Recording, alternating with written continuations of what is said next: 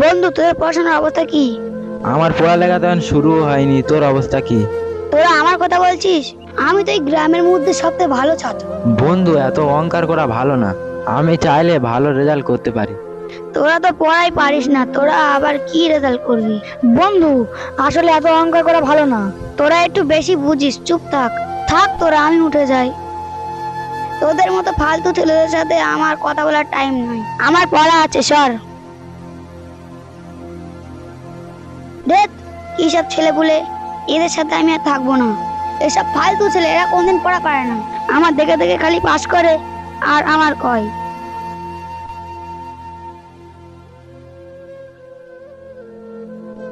বন্ধু, আজকে তো আমাদের রেজাল্ট দেবে, চল গিয়ে দেখে আসি। চল যা যাক। দা বন্ধু, ওটা রায়হান না? হ্যাঁ, ওটা তো রাইহান। চল গিয়ে দেখে আসি।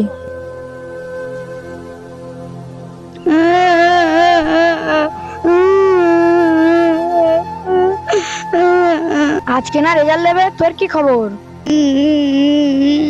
আমি না ফেল করেছি। বন্ধু, দেখলি তো অহংকার করা পরিণাম। তোরা ঠিকই বলেছিস বন্ধু, আমার এত অহংকার করা ভালো হয়নি। তুই বুঝতে পেরেছিস, এটাই অনেক।